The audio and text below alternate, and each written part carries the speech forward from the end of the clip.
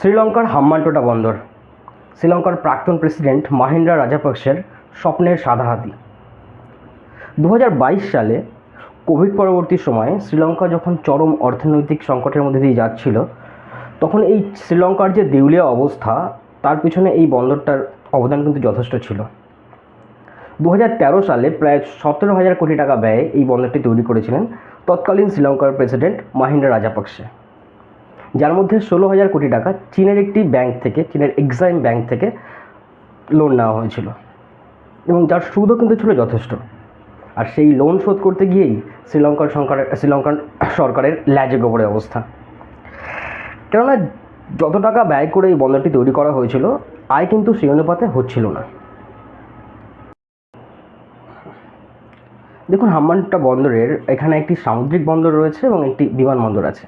এখানে যে আন্তর্জাতিক বিমানবন্দরটি আছে, এটা শ্রীলঙ্কার দ্বিতীয় আন্তর্জাতিক বিমানবন্দর, যার নাম মাত্তালা রাজাপাকসে আন্তর্জাতিক বিমানবন্দর। আর রাজাপাকসের নিজের শহর হাম্বানটোটার পর্যটন শিল্প উন্নতির জন্য এই বন্দরটি কাজ শুরু করা হয়। তো এই বন্দরটি শুরু করার সময় থেকেই রাজাপাকসে সরকার কিন্তু যথেষ্ট চাপে ছিলেন। এর কারণটা হচ্ছে যে এই বন্দরটি শুরু করার সময় যে অত্যাধিক পরিমাণে যে এত বড় প্রজেক্ট শুরু হয়েছিল, এবং তার জন্য ওখানটার যে বন জঙ্গল, প্রায় 2000 একর বন জঙ্গল পরিষ্কার করা হয়, যেটা কিন্তু ওখানকার পরিবেশ, প্রাকৃতিক পরিবেশ এবং বন্য প্রাণীদের উপর যথেষ্ট চাপ সৃষ্টি করেছিল, এবং যার জন্য শ্রীলঙ্কার পরিবেশবিদরা বারবার কিন্তু রাজাপাকসে সরকারকে বারণ করছিল, ওয়ার্নিং দিচ্ছিল। কিন্তু তবুও যখন বন্দরটি তৈরি হয়, তো শুরুর দিকে বেশ কিছু বিমান যাতায়াত করলেও একটা সময় এই সংখ্যাটা কিন্তু কমতে থাকে, এবং একটা সময় এই বিমান চলাচলের সংখ্যাটা হয়ে যায় 0, একদম শূন্য।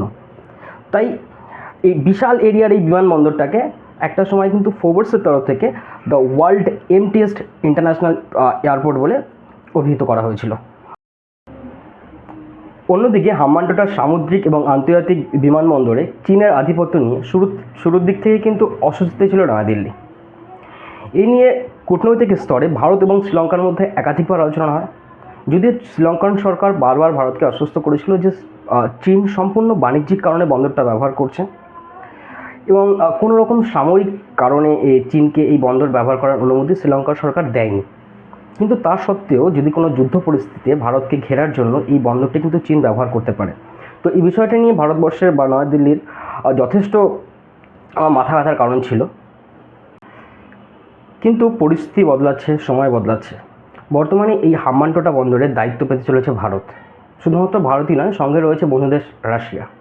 দেখুন, শ্রীলঙ্কার মন্ত্রিসভায় দীর্ঘদিন ধরেই এই অলাভজনক বিমানবন্দর নিয়ে আলোচনা চলছিল, এবং ফাইনালি তারা এই সিদ্ধান্তে পৌঁছেছে যে এই বিমানবন্দরের দায়িত্ব বা এই বিমানবন্দরের অন্য কোনো বিদেশি সংস্থাকে তারা লিজে দেবে, এবং সেই অনুযায়ী টেন্ডার ডাকা হয়, এবং তার মধ্যে বিভিন্ন বিদেশি সংস্থা কিন্তু এই ব্যাপারে আগ্রহ প্রকাশ করে, এবং যার মধ্যে রয়েছিল ভারতবর্ষের। তো এই বিদেশি সংস্থাগুলোর মধ্যে ছিল ভারতবর্ষের সৌর্য অ্যারোনটিক্স প্রাইভেট লিমিটেড এবং রাশিয়ার রিজিয়ন ম্যানেজমেন্ট সংস্থা, যারা যৌথভাবে এই বন্দরটার দায়িত্ব নিয়েছে, এই বন্দরটা লিজে নিয়েছে আগামী 30 বছরের জন্য। এবং ভারত এবং রাশিয়ার এটা দ্বিতীয় যৌথ প্রজেক্ট। প্রথম যে প্রজেক্টটা চলছিল সেটা হচ্ছে বাংলাদেশের রংপুরে নিউক্লিয়ার পাওয়ার প্ল্যান্ট, আর এই দ্বিতীয় প্রজেক্টটা ভারত এবং রাশিয়া যৌথভাবে শুরু করছে শ্রীলঙ্কার হাম্বানটোটা বন্দরের দায়িত্ব নিয়ে। তো সব মিলিয়ে এটা বলাই যায় যে ভারতবর্ষর হাম্বানটোটা বন্দর নিয়ে ভারতবর্ষের যে মাথা ব্যথা ছিল, যেখানে চীনের আধিপত্য, চীনের গতিবিধি ভারতকে সবসময় নজরে রাখতে হচ্ছিল, সেই বিষয়টা থেকে ভারতবর্ষ একদিকে যেমন স্বস্তির নিঃশ্বাস ফেলছে, অন্যদিকে রাশিয়ার সাথে ভারতবর্ষের যে বন্ধুত্বের সম্পর্ক সেটা আরও দৃঢ় হচ্ছে। এই ব্যাপারে পরবর্তী কী আপডেট হয় সেদিকে আমাদের নজর থাকবে, এবং সেই অনুযায়ী আপডেট নিয়ে আমরা ফিরে আসবো। ততক্ষণের জন্য ভালো থাকবেন।